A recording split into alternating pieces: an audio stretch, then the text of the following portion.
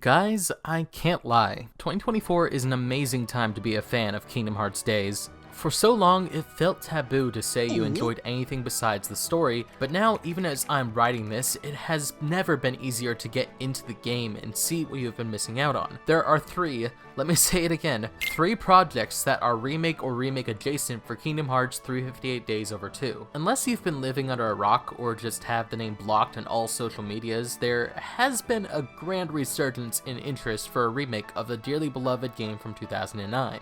Much of this interest is likely in large part due to there being a massive drought of Kingdom Hearts news, but I'm definitely not complaining. Now that's just plain rude.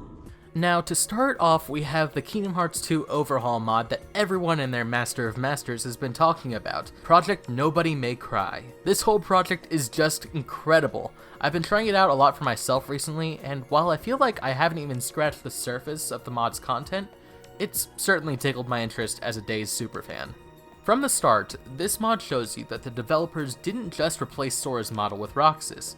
Your movement is different, your dodge roll now turns you into a beam of light as you traverse, your drive forms mimic and build off of Roxas' moveset that we get from his boss fight later in the game. The Keyblades have all been replaced with some of the ones you can get from equipping different gears in Days, and instead of the base combos being the exact same, which they could totally get away with, they're all completely new. And what's more is that there's even some ported over fights from the DS game that have been upscaled and repurposed. A lot of which I haven't experienced for myself yet, but from what I have seen on the creator's Twitter and YouTube channel, I can hardly wait to try some of them out. The plot for this mod, although not 100% implemented or confirmed to be set in stone, is also quite interesting. Basically, this is meant to show us what would happen if Roxas had decided not to go back to Sora on the 7th day in Twilight Town and is slowly being hunted down by the organization and others. Again, not sure how accurate this is since I found it in a YouTube comment that I can no longer find, but it's going to be pure cinema if it's true. Since I started writing this, they've also come out of the woodworks and surprised us all with an all-new mode for this mod. When you reach a certain point within the game's story, you can return to Hollow Bastion and talk to Sid to access the Hollow Archives. This archive will allow you to play Hollow missions from Days, recreated in Kingdom Hearts 2's engine. Combine this with the fact we're going to get to play Day 58, the Axel and Xion summons, and everything else we've been seeing recently, this mod that originally started as a way to play as Best Boy is really shaping up to be an impressive project that rivals the series of its namesake, Devil May Cry, which I also started playing recently to get a better feel for what they're trying to go for, but besides the point. Let's move on to the second project in this triad of bangers. I got just a few more hoops I gotta jump through. 358 Days Over 2 Final Mix. This is, as far as I know, the latest of the three we are talking about today. It's still incredibly early in development, not even quite in the alpha stages yet, but even so it has so much going on for it. It's being done by just one developer at the moment who simply goes by the name Shinobi. On their channel, they've uploaded several updates to their progress, including a tutorial on how to set it all up. Right now, it seems like they've been able to remake Days pretty faithfully with the Kingdom Hearts 2 engine up to around day 50. There's not a whole lot I can discuss about it at the moment, just from what I've seen, but I will say that the way they're handling the way you traverse through the dark corridors to get to your missions is a novel idea. I think that once this project really gets underway, it will serve as a nice prequel experience to Nobody May Cry, and the two should be played back to back with one another. I even heard that the developers are working to help each other out on their separate projects, and it still might have a ways to go, but I am just dumbfounded by the progress that they've made. When it comes to Keyblades, you're the old hands. Saving my favorite for last, we have Project Melon Mix. For those unfamiliar, Melon DS is something that has been around for a few years now that upscales the resolution of textures in DS games to make them look much better on bigger screens. The people behind this project uses that as a base, but is going above and beyond to make this the definitive way to experience the game as it was meant to be played, but with a fresh coat of paint and some quality of life improvements. Over the past several weeks since joining the Discord, I've gotten to know the individuals working on it, as well as many of the folks assisting with its progress by test running each new build, and it is so nice to be able to discuss the game with like-minded fans of the series who view Kingdom Hearts Days as something special. It's like I've finally found my people. Vitor, I am sorry that I still can't pronounce your name correctly, is heading the project alongside Keisui and Danny.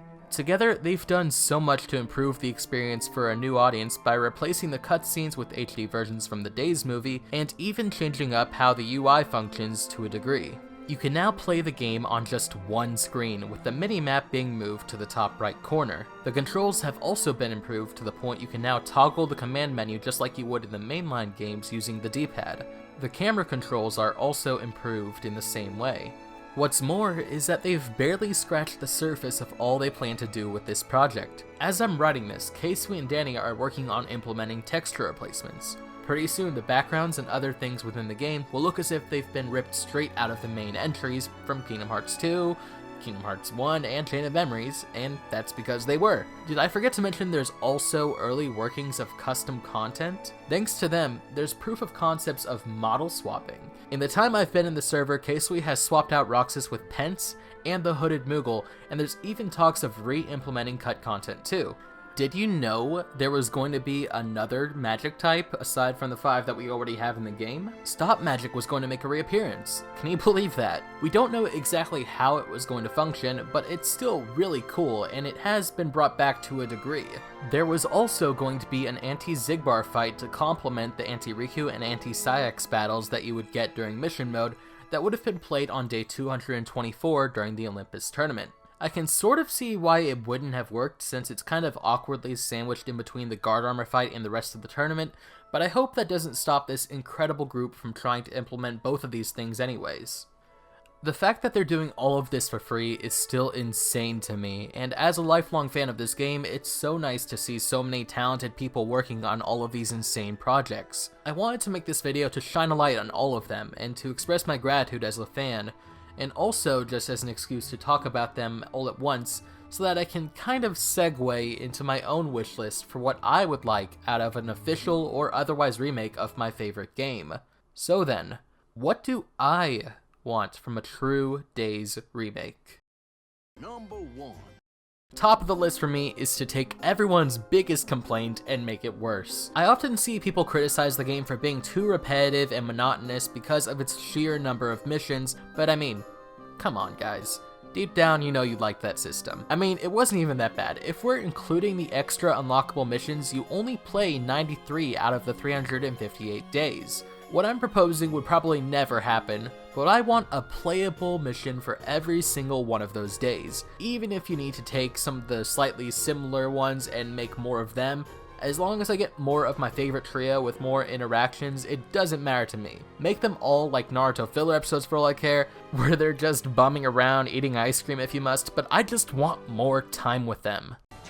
In my last video, I talked about how the Pinocchio world was cut completely from the game, and how perfect it would have been to include for Shion's sake. If you want to check it out, there it is, go watch it. In a theoretical official remake, I'd want them to not only bring back that world, with its original plotlines and plans, but also to bring in a good handful of other worlds too. Maybe something like Atlantica or Tron would be good. We took him on 3-1 last time, and he whipped us all. One of the main selling points for me when it comes to Days is that it grants you the largest playable cast of characters in any Kingdom Hearts game to date, including Kingdom Hearts 3 by the way. I love goofing around with them all in mission mode to determine which one plays the best for certain missions, but I honestly wish there was just something more for those of us who didn't get to play that mode with any friends. I think the coolest way to implement this would be to give us character episodes, small plot lines that don't have any real consequence of changing the overall plot, but give us an opportunity to look into the other members of the organization as they go about their work investigating new worlds, and maybe even giving them more character exposition that would be helpful to them whenever they pop up again in a future game like Missing Link or Kingdom Hearts 4. Figuring out where Larxene and Marluxia were during the time between Union Cross and Days, for example, wouldn't be something to sneeze at, but that's just one example of many. Tell me you see the vision. That way, no matter who wins, 4 of us split the prize. Lastly, and kind of building off of my last point, there needs to be a functioning multiplayer mode both online and offline. As I said, not all of us had friends who played the game and therefore never got to experience the joy of competing for the glory in what is probably the best multiplayer mode Kingdom Hearts has to date. Almost none of us got to see the victory screen nor listen to this very specific track, and it's time we remedied that. The Kingdom Hearts community online is massive, and we all have friends now to party up and take on missions with. You don't even need to make it function remotely the same. You could do your own modern take on a multiplayer mode, so long as you keep all the characters and retain their unique combat styles. Offline mode would be great too, mostly because I like split-screen gaming and I miss couch co-op with friends, so that might just be more of a me thing. But, in conclusion, I made this video because, like all of you who leave comments on every single video I make on this game, I want a remake. Unlike Kingdom Hearts 1, this game really does need and deserve it. In this day and age, we've received so many wonderful remakes of beloved games like Persona 3 Reload and Final Fantasy 7 Remake that apply a fresh coat of paint and introduce new, interesting concepts, and I think if Kingdom Hearts is to join this trend, they should start with Days, and if not Days, then definitely Union Cross, but again, that's like another video for another time. If you enjoyed my rambling, please consider subscribing. I've been Key. I like Days a lot, if you couldn't tell, and I will see you all next time. Peace.